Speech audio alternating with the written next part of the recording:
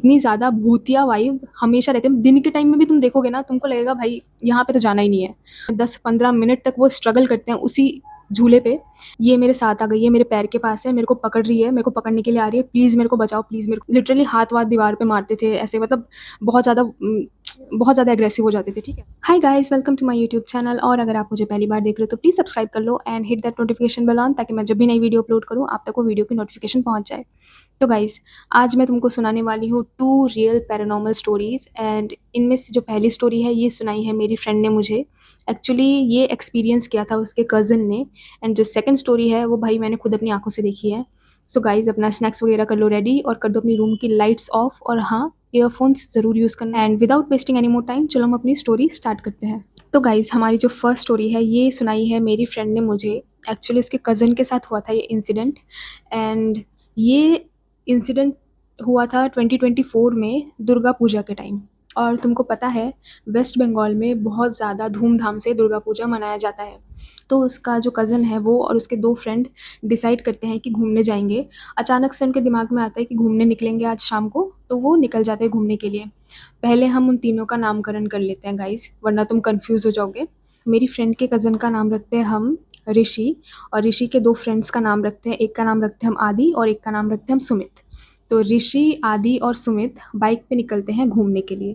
और तुम्हें एक और सीन बता दूँ वेस्ट बंगाल का, जो सारे मेन रोड्स होते हैं ना दुर्गा पूजा के टाइम पे, वो शाम के बाद सब पे उन पे नो एंट्री हो जाती है, क्योंकि लोग इतने ज़्यादा बाहर निकलते हैं, इतनी ज़्यादा भीड़ होती है ना कि वहाँ पे गाड़ियाँ लेके जाना तो कोई चांस ही नहीं है, गाड़ियों को लेके जाना।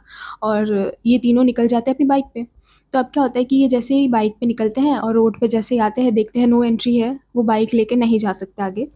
तो वो डिसाइड करते हैं कि वो एक पुलिस वाले को पूछेंगे कि कोई दूसरा रास्ता है क्या, वो पर्टिकुलर उस डेस्टिनेशन पे जाने का। मैं लोकेशन यहाँ पे रिवील नहीं कर सकती गाइस। सो वो पूछते हैं उस पुलिस वाले से कि इस जगह पे जाने के लिए क्या हम कोई दूसरा रास्ता ले सकते हैं क्या। तो वो पुलिस वाला बोलता है हाँ, एक और रास्ता है, बट वो थोड़ा गांव के एरिया से जाना पड़ेगा तुम लोगों को। और काफ़ी ज़्यादा वो खेतों वाला एरिया होता है ना, वैसा वैसा रास्ता था, खेतों के बीच में से रास्ता था, दोनों तरफ जंगल थे, वैसा रास्ता होता है। तो वो पुलिस वाला उनको बताता है कि ऐसा ऐसा रास्ता है, तुम जा सकते हो उधर से, तुम पहुंच जाओगे 1 घंटे 1.5 घंटे के अंदर तुम पहुंच जाओगे। तो अब वो जो तीनों होते हैं ना, वो डिसाइड करते हैं कि वो तीनों जाएंगे अब उसी रास्ते से। तो वो अपनी बाइक घुमाते हैं और उस रास्ते पे चले जाते हैं। और ये पीछे लास्ट में एकदम पीछे बैठा होता है सुमित, जैसे बाइक चला रहा होता है ऋषि, और ऋषि के पीछे बैठा होता है आदि, और आदि के पीछे बैठा होता है सुमित। तो सुमित है ना जो, वो मैप देख रहा होता है, और ये जो ऋषि है वो बाइक चला रहा होता है, और वो आराम आराम से अपना बाइक चला रहा होता है। तो पहले खेतों का रास्ता आता है, उसके बाद जंगल वाला रास्ता आता है, फिर से खेतों का रास्ता आता है, और फिर वो धीरे धीरे बाइक चला के वो अपने डेस्टिनेशन पे पहुंच जाते हैं जहाँ उनको जाना था। तो वो लोग वहाँ पे 8:30 तक पहुँच जाते हैं।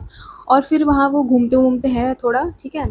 वो पंडाल हॉपिंग वगैरह करते हैं, और काफ़ी सुंदर सा वहाँ पे माहौल हो रखा था। वहाँ पे काफ़ी धूमधाम से मतलब पूजा सेलिब्रेट होती है, तो वो सारा कुछ वो देखते हैं।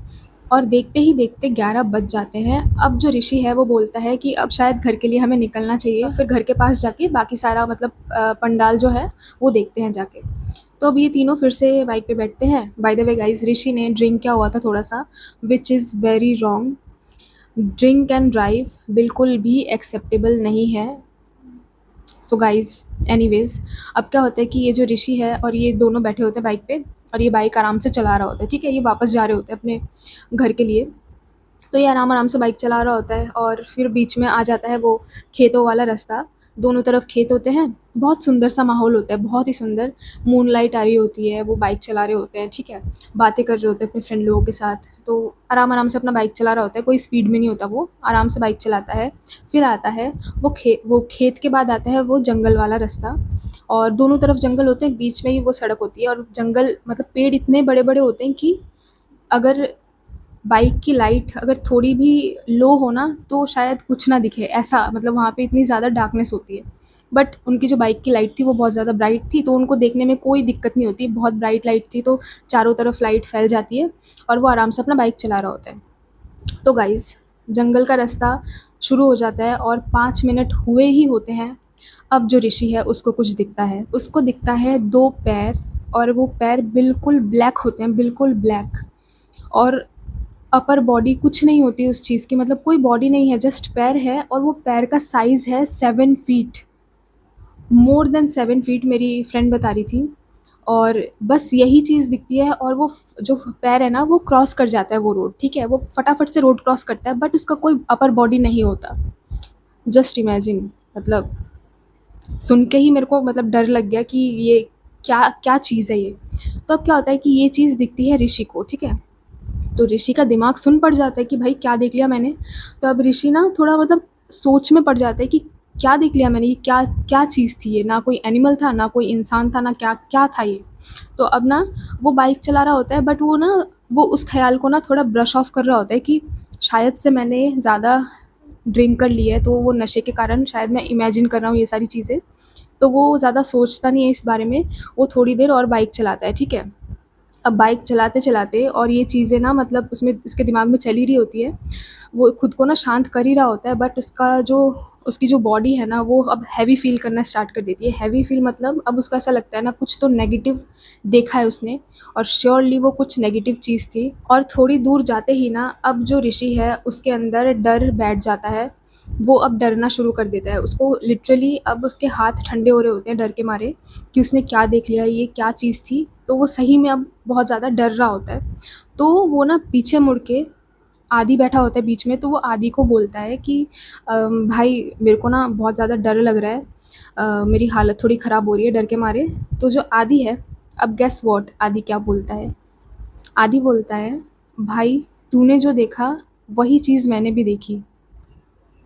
जस्ट इमेजिन गाइस, ना ऋषि ने उसको बताया था कि उसने कुछ देखा है, ना ऋषि ने कोई मतलब इशारा किया था या कुछ मतलब ऐसा मतलब साइन दिया था कि कुछ उसको दिखा है, कुछ भी नहीं। उसको कुछ पता ही नहीं था आदि को कि ऋषि ने कुछ देखा है। बट जैसे ही आदि ये चीज़ बोलता है, ऋषि के तो मतलब अब ऋषि की हवाइयाँ उड़ जाती है। ऋषि इतनी ज़ोर से मतलब बाइक भगाता है कि अब बाइक रुकती है तो सीधा जाके शहर के एरिया में और जहाँ पे लोग होते हैं वहाँ पे जाके वो अपनी बाइक रोकता है। और बाइक रोकने के बाद ये दोनों डिस्कस करते हैं कि इन दोनों ने क्या देखा।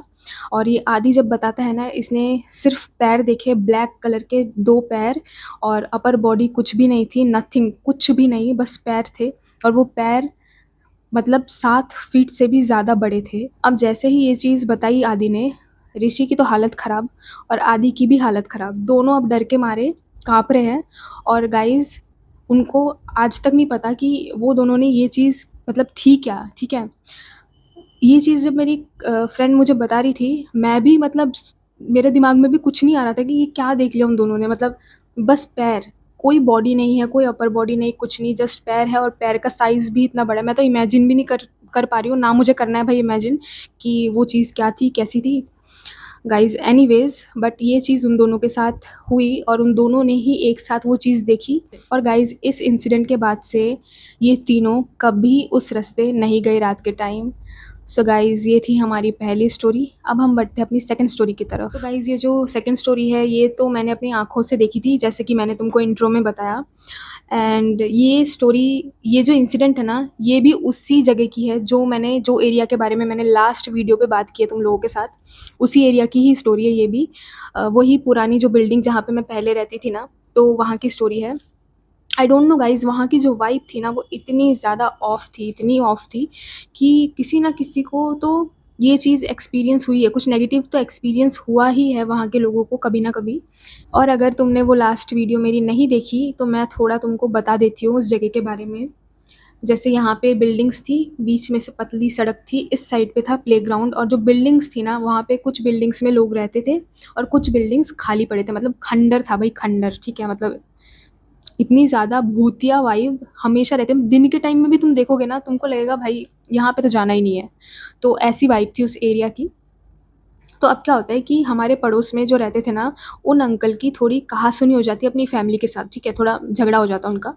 तो वो डिसाइड करते हैं, रात का टाइम होता है, 10 साढ़े 10 का टाइम होता है, तो वो डिसाइड करते हैं कि वो घर से निकल के ग्राउंड पे जाके, वो जो प्लेग्राउंड है ना वहाँ जाके बैठेंगे। तो वहाँ जाके ना वो बेंच होती है ना ग्राउंड पे, तो बेंच पे जाके वो आराम से बैठे होते हैं, फ़ोन चला रहे होते हैं अपना और स्मोक कर रहे होते हैं, ठीक है? तो वो अंकल वहीं पे बैठे अपने फ्रेंड लोगों से बात कर रहे होते हैं और उतना कुछ मतलब टाइम का उनको ध्यान नहीं रहता। बज जाते हैं ऑलमोस्ट 12 के करीब, ठीक है?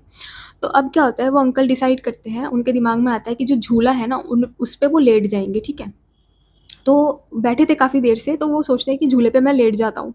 और वो झूला कैसा था ना, वो लंबे वाले झूले होते हैं ना, जिस पे 4-5 जन बैठ सकते हैं एक साथ, वैसा वाला झूला था। तो वो झूले पे जाके मस्त लेट जाते हैं और उसके बाद कुछ टाइम बाद अंकल को ना फ़ील होता है कि कोई चल रहा है वहाँ से, ठीक है? मतलब वहाँ पे जो रास्ता था, उनको लगता है कि वहाँ से कोई चल रहा है और उनको ना थोड़ी मतलब पैरों की थोड़ी आवाज़ आती है, बट वो इग्नोर करते हैं। वो सोचते हैं शायद कुत्ते-बिल्ली होंगे वो रास्ते पे, जो बहुत सारे स्ट्रीट डॉग्स होते हैं ना वो, या एक्चुअली उनकी एक पालतू बिल्ली थी, उनको लगा शायद वही आ गई होगी, तो वो ज़्यादा सोचते नहीं हैं और वो आराम से अपना लेटे होते हैं, ठीक है? अब कुछ टाइम और बीत जाता है, 15-20 मिनट बीत जाते हैं। अब अंकल को फ़ील होता है कि उनके पैर पैर के पास, मतलब झूले पे उनके पैर के पास आके कोई बैठा है। उनको ऐसा फ़ील होता है कि कोई मतलब प्रेज़ेंस, उनको लिटरली एक प्रेज़ेंस फ़ील होती है जो आके ना मतलब उनके पैर के पास बैठ गया है। अब जो अंकल है उनकी तो हालत ख़राब हो जाती है, ठीक है? तो वो तो बस मतलब ऐसे फ़ोन पे लगे थे आराम से ऐसे लेटे-लेटे। 1 मिनट में उनकी मतलब हवाइयाँ उड़ जाती है, फ़ोन-वोन साइड करके वो अब क्या करते हैं कि उठने की कोशिश करते हैं, ठीक है? वो अचानक से होता है ना ये चीज़, तो वो काफ़ी ज़्यादा घबरा जाते हैं और जैसे अचानक से हम उठने की कोशिश करते हैं ना, वैसे ही वो उठने की कोशिश करते हैं, बट गाइज़ उन अंकल को ऐसा लगा कि मतलब इतनी टाइटली किसी चीज़ ने उनको पकड़ लिया है कि उनसे ना उठा जा रहा है और लिटरली उनकी वॉइस किसी चीज़ ने ब्लॉक कर दी है, ना उनसे चिल्लाया जा रहा है। वो वहीं पे लेटे-लेटे मतलब वो चिल्लाने की भी कोशिश करते हैं, बट उनके गले से कोई आवाज़ नहीं निकलती। वो वहीं पे लेटे होते हैं, 10-15 मिनट तक वो स्ट्रगल करते हैं उसी झूले पे। एंड आफ्टर 10-15 मिनट्स अंकल मतलब अंकल की आवाज़ फाइनली निकलती है और वो बहुत ज़ोर से चिल्लाते हैं और वो इतनी ज़ोर से चिल्लाना शुरू करते हैं ना कि बचाओ मेरे को पकड़ लिया है किसी ने, ऐसा-वैसा वो चिल्लाते हैं बहुत ज़ोर से। और सारे लोग आस-पड़ोस के सब बाहर निकल के आते हैं। तो जो वो अंकल हैं उनको लेके आते हैं एंड उनको जब घर पे लेके आते हैं ना सब, तो अंकल बस एक ही चीज़ बार-बार रिपीट कर रहे थे कि ये मेरे साथ आ गई है, मेरे पैर के पास है, मेरे को पकड़ रही है, मेरे को पकड़ने के लिए आ रही है, प्लीज़ मेरे को बचाओ, प्लीज़ मेरे को बचाओ। बस यही चीज़ वो रटे जा रहे थे, मतलब रिपीटेडली यही एक ही चीज़ बोल रहे थे। भाई मेरे को याद आ रही है ये चीज़ एंड मेरे आँखों के सामने हुई थी, मेरी मेरी हालत ख़राब हो रही है गाइज़ ऑनेस्टली, क्योंकि ये जब तुम सुनते हो ना वो अलग चीज़ है, बट जब तुम्हारे सामने कोई चीज़ होती है, तुमने देखी होती है, वो तो अलग ही वाइब होती है उस चीज़ की। तो भाई जो भी था बहुत डरावना था। तो अब वो अंकल ऐसे चिल्लाना शुरू कर देते हैं कि मुझे बचाओ, ये मेरे मेरे पैर के पास है, मेरे मेरे पैर की तरफ आ रही है और मेरे को पकड़ रही है, ऐसा-वैसा वो बोलना बहुत ज़ोर-ज़ोर से चिल्ला रहे होते हैं। तो अंकल को ना जैसे-तैसे अब मेरे से बोला भी नहीं जा रहा।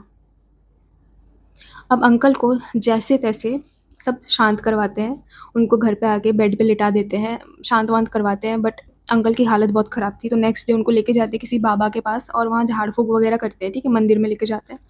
बट गाइज़ ये 2-3 दिन तक तो अंकल ठीक रहते हैं, बट उसके बाद अंकल की हालत बहुत ख़राब हो जाती है। वो डेली रात को चिल्लाते थे, बहुत ज़ोर-ज़ोर से चिल्लाते थे और सही बताऊँ तो सुनने में भी लगता था कि वो बहुत ज़्यादा मतलब पेन में हैं या बहुत डर रहे हैं, ऐसा सुन के भी ऐसा ही लगता था, क्योंकि लिटरली वो जब चिल्लाते थे ना, तो हमारे घर में पूरी आवाज़ आती थी, क्योंकि वो चिल्लाना जब शुरू करते थे और वो चिल्लाते वो बस एक ही चीज़ बोलते थे कि ये मेरे को पकड़ रही है, ये मेरे को पकड़ रही है, मेरे को बचाओ, बस इतना और कुछ भी नहीं, बस यही चीज़ वो चिल्लाते रहते थे। मतलब इतना ज़्यादा डरावना माहौल हो जाता था कि उनको थक-हार के वॉशरूम में बंद करना पड़ता था उनको, क्योंकि वो बहुत ज़्यादा एग्रेसिव हो जाते थे। लिटरली हाथ-वाथ दीवार पे मारते थे, ऐसे मतलब बहुत ज़्यादा बहुत ज़्यादा एग्रेसिव हो जाते थे, ठीक है? तो उनको वो वॉशरूम में बंद कर देते थे और उनका वॉशरूम का वॉल और हमारी बिल्डिंग का वॉल बिल्कुल पास-पास था ना, तो जैसे ही उनको वॉशरूम में बंद करते थे गाइज़, उनकी जो आवाज़ है हमारे घर तक क्लियरली आती थी और इतना ज़्यादा ट्रॉमाटाइज़िंग था वो, मैं तुमको बता नहीं सकती। और मैं त उस टाइम पे छोटी थी, मैं 9th-10th में पढ़ती थी। मैं मम्मी के पास जाके ना ऐसे चुपचाप ऐसे पड़ी रहती थी, ठीक है? इतना ज़्यादा मेरे को ट्रॉमा हो गया था उस चीज़ का और ऑलमोस्ट हर दिन सुनना पड़ता था ये चीज़ हमें।